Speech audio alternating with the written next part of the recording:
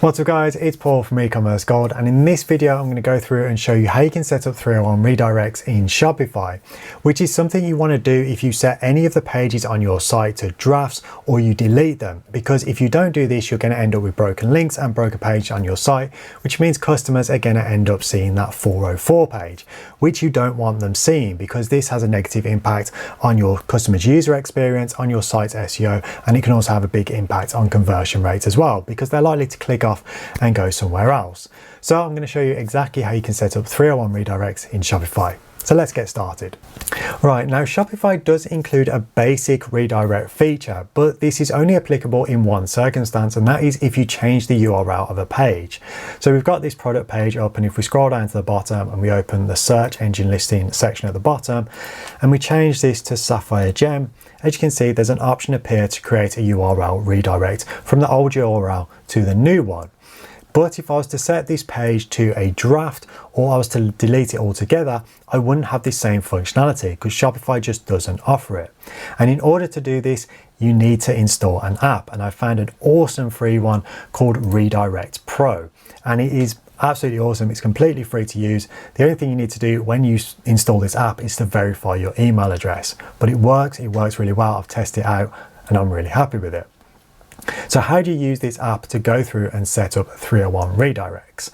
Well, when you go into the app after you've verified your email address, it'll do a quick scan of your site and it'll bring up any broken links that you've currently got on your site.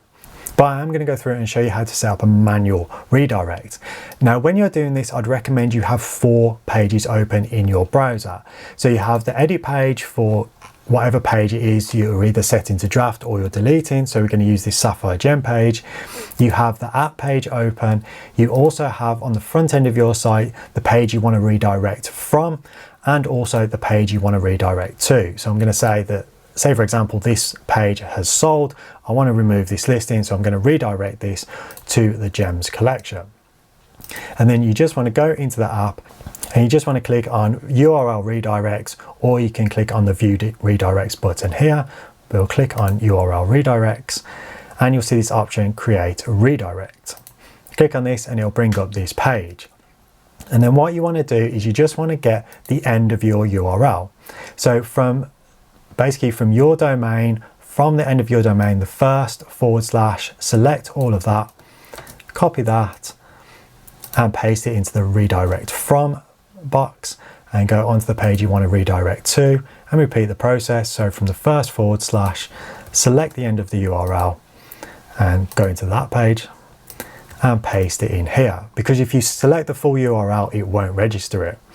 But before you click save redirect, you need to make sure that your page is inactive, because if the page is still active it won't register the redirect. This is why I recommend having your edit page open. So we're going to come in here and we're going to change the product status from active to draft. Click on save. Once that's saved, go back into the app and then click save redirect, and it'll take a while, but there you go. You've got your new redirect from the Sapphire page to the Gems collection. Now it will take a couple of seconds for this to populate, but once you go back into your page, so we click on Sapphire Gem and we refresh the page, it should go to the redirect. So there you go. It's gone from the Sapphire page to the collections page, which was the redirect I wanted to set up. So that is how you go through and set up manual redirects. But this app also has another feature where you can set up auto redirect. So it works that as soon as it detects a broken link, you can have it so it auto redirects. So we go into the broken link section and then you click on the setup automatic redirects and it'll bring up these options. And it's options for individual page types on your site. So there's options for your product pages, your collection pages, your information pages, your blog posts, and any other broken links. And it automatically detects these and will set this new basically redirecting so you don't end up with broken links on your site. And you can choose to put in your own URL here, or you can just go with the default ones and you just click on activate and it'll activate basically a redirect that's automatically in place for that product type.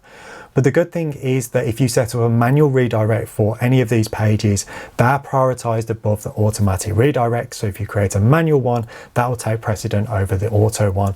But the auto one is great for basically stopping having broken links on your site, which is great for SEO and obviously improving conversion rates. So there you go, that is how you set up 301 redirects in Shopify. I was really impressed with this app when I found it. It works really well and it's free, so you can't really go wrong in my opinion. I will leave a link to it in the description below so you can go and check it out for yourself. But if this video has been helpful, a like would be absolutely awesome. Talking of that, stay awesome and I'll see you in the next one.